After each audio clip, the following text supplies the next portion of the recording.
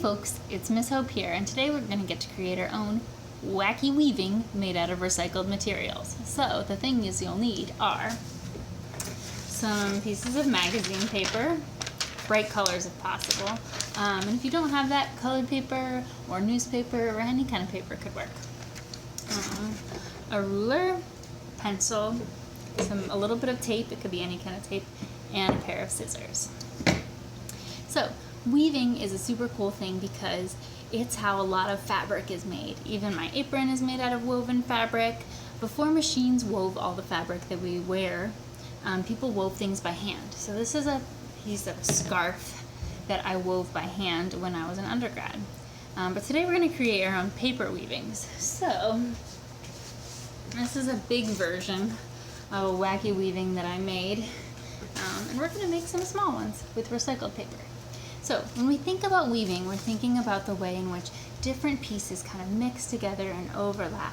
And sometimes that can be a metaphor for our lives, that there are ways in which different parts of us mix together to make us who we are. So for me, I love hiking and adventuring and being outside, but I also love being in the city and knowing my neighbors and the creative energy that's here. So think about for your own self, what are some different parts of you that get woven together to make up who you are?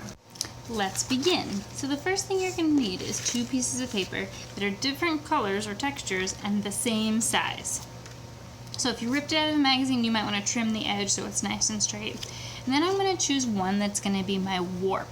So the warp on weaving is a new vocab word that means the long part that kind of holds all the weaving together. The other piece of paper is going to be the weft, which is all the little pieces that we're going to weave in and out. So you'll get what I mean in a minute. First thing you're going to do is take your warp paper and fold it in half with the design that you like on the inside. I'm going to fold it in half the hot dog way, or the hamburger way. Then I'm going to take my ruler and I'm going to draw a line across the bottom about 1 inch in. That's going to be my no-cut zone. So whenever I get to there, I'm going to know that I need to stop. And then I'm going to make little marks along my edge, either 1 inch or 1/2 inch apart. It's up to you, whichever. It's going to be harder if you make it smaller and easier if you make it bigger. So it's up to you. If you want a challenge, make it small. If you want it bigger, I'm going to do 1 inch for now. Then it'll be easier. And I'm going to do the same thing on the bottom.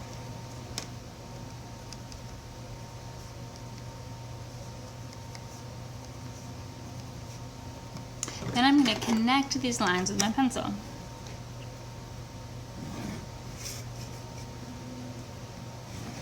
Going all the way across. And then once I've done this, I can't find my last mark.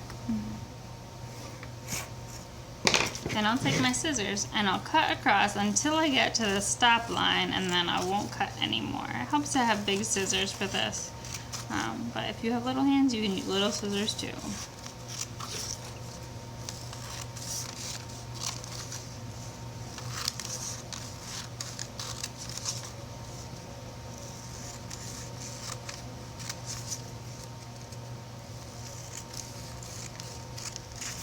Then I'm going to open it up, and I have my warp. And the next thing, to make my weft, this is where you can come into the crazy, wacky part of the weaving. So I'm just going to freehand it. Instead of measuring or cutting straight lines, I'm just going to cut any kind of wavy line. But the important thing is that I leave the pieces of the paper in order. I'm going to leave that there and then cut another wavy line. I also want to make sure that I start at the top edge and go all the way to the bottom edge.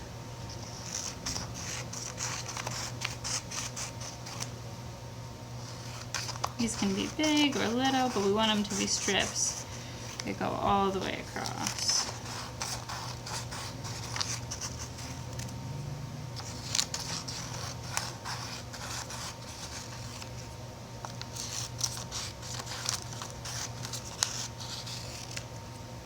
You can take your time with these, just freehand them. They don't have to be perfect. Everybody's can be different.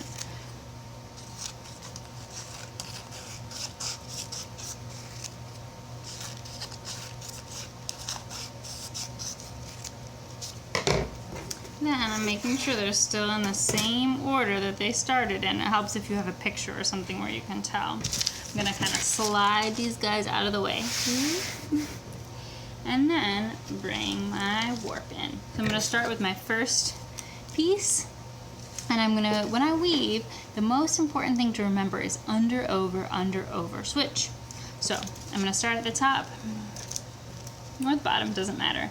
And I'm gonna go under the first piece and then over the second one, under and over, all the way across. And kind of, I can either lift the paper or I can kind of scoop underneath, or kind of a combination of both. Then I'm going to slide it all the way over. Then I'm going to get my next strip in order, and this, they'll line up exactly when they go in, but this is the part where I switch. So if I started by going over the first one, or under the first one, I need to go over the second one and do exactly the opposite. I'm still going under, over, but opposite of the way that I had gone before. This will make so that it doesn't collapse on itself. This is the same process we use when we're weaving. Ooh, looking good already. So after I have a couple strips in, I might take a little piece of masking tape to make sure that these don't slide out. And I'll carefully flip it over onto the back side, which actually looks kind of cool too. And put a little piece of tape here and a little piece of tape here to kind of hold the pieces in place, and then I will keep going.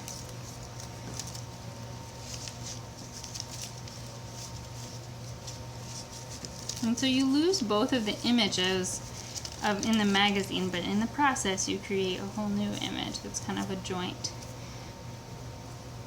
of the images that were there before.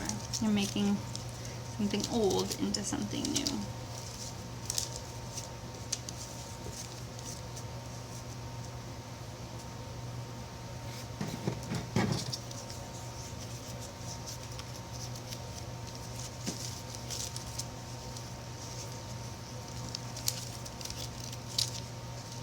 And after every couple pieces,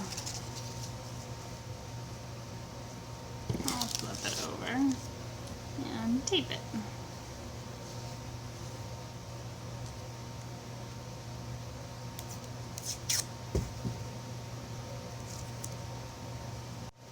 When I get to the end here, it gets a little bit tricky because I'm trying to go in and out of a space that is not very big. So I just have to slow down, take my time, and kind of force that piece in and out so that it completes the piece. I might not use up all of my strips. See, I have these left because they don't line up exactly, and because I have these pieces on the end here. So I think I can fit one more in here. So I'm going to cut, because this is a straight line here, I'm going to cut this so that it has almost a straight line on this one side, and then a wavy line to fit in with the other side. And then we'll see how this goes. And I'm going to weave it in there.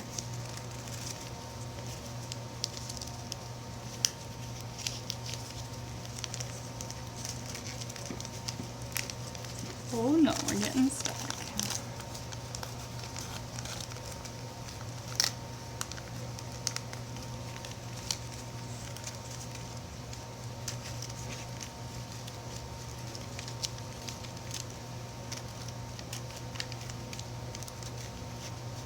There we go, it's almost there.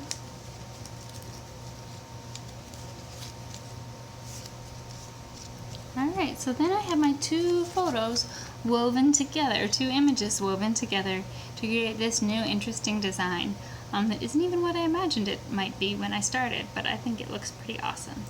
So I hope you have fun weaving today, and I hope you have the good life that you deserve.